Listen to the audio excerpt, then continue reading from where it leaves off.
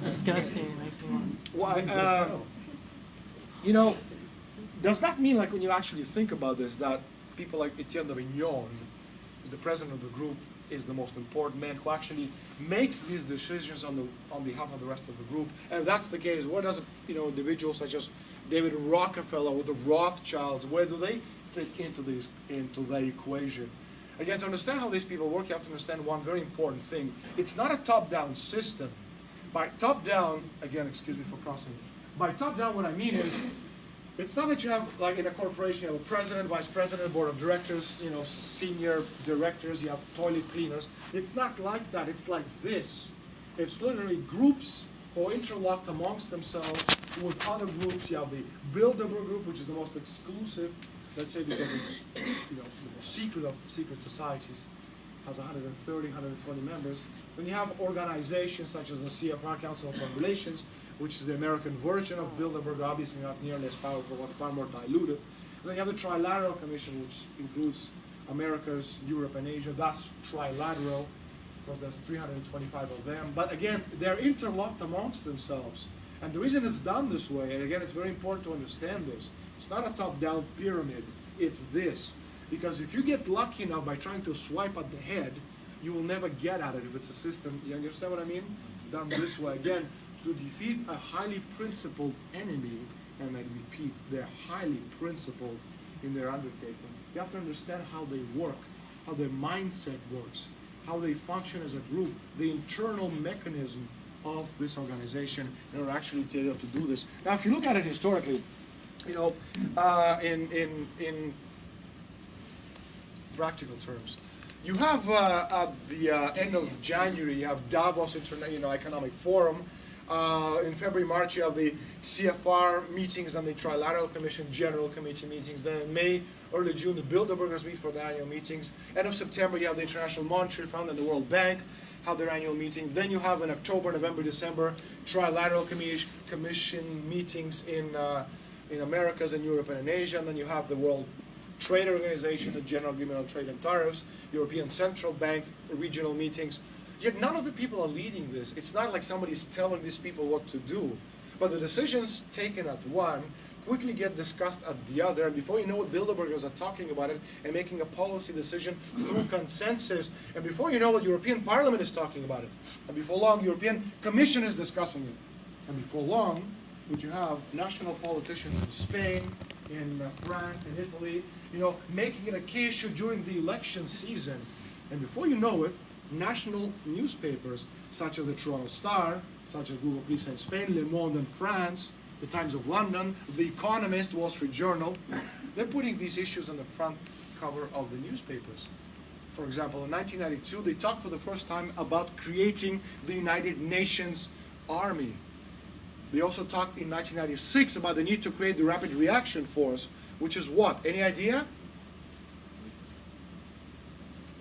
NATO. Rapid Reaction Force is not NATO. Rapid Reaction Force is a European answer to the NATO army, one world army. Okay? The idea behind Rapid Reaction Force, which was brought up in 1996 as the Bilderberg Conference in King City in Canada, was literally, according to them, they should never allow another genocide and Holocaust to take place in Europe.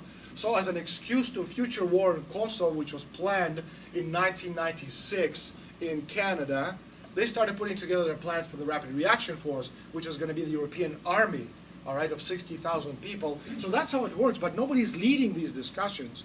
There's not one guy who tells everybody else what to do. It's not like Batman and Robin, okay, where the good guy is really, really good, really pretty, blonde, square jaw, blue eyes, and really good in bed. And the other guy, the bad guy, is really ugly and, he smells bad. It's not like that. You know what I mean? It doesn't work like that. These are the kinds of, cliches and platitudes you should really, really forget about. The idea is, again, no one is leading the discussions. It's not a top-down system. It's this. It's lateral.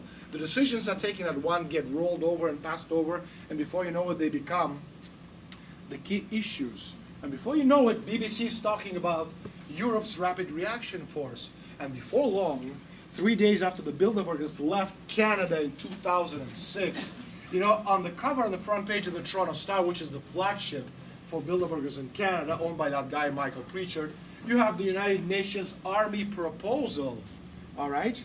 And before long, the same Toronto Star and the Ottawa Citizen has two more interesting articles. Ontario to build nuclear reactors. It was discussed for the first time in 1996 when they broke up Ontario Hydro, all right? And it was discussed again in 2006, 10 years later, when they're talking about the need to create nuclear reactors. And before you know it, Harper, who was at the time was the Prime Minister of Canada, who attended Bilderberg conference in Canada, Ottawa, and gave the welcome address, the keynote address to the Bilderbergers. He's talking about rethinking the country. Well, curiously enough, that was one of the key issues on the Bilderberger agenda, literally rethinking the country. Do you guys understand now how this whole thing works? All right? That's why it's very, very important. Again, it's not a knee-jerk reaction. It's not a thing where you have this really, really bad guy. It's not like that at all. In order to fight these people, because again, you know, I think we're missing the opportunities, a lot of opportunities, because we're being led by the nose. But all this, you know, disinformation out there, in this sense, internet is, you know, wonderful, liberating media, but it's also an extremely dangerous piece of work because there's so much crap out there that goes on to it, all right? So again, the idea is, the key points up to now, what we've talked about is, the system itself is a self-perpetuating system, a virtual spider web of corporations and interests who are all interlocked amongst themselves. Nobody leaves, all right? Nobody leaves. And if somebody wants to leave, aside from the fact that they'll get killed, you know, through financial manipulation and shenanigans, their corporations will be destroyed on Wall Street. And I'll show you how some of these interlocked relationships and directorships amongst the members work. And another key issue is, again, all these groups, the Bilderberg Group, the Trilateral Commission, the Council on Foreign Relations, the World Trade Organization, what else? The International Monetary Fund, the World Bank, Davos. All these organizations are working in unison.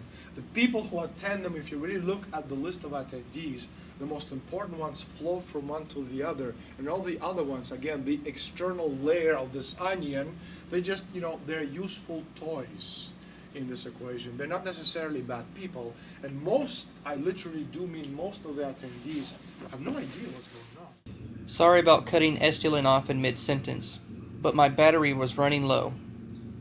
But you can always read his book, The Bilderberg Group,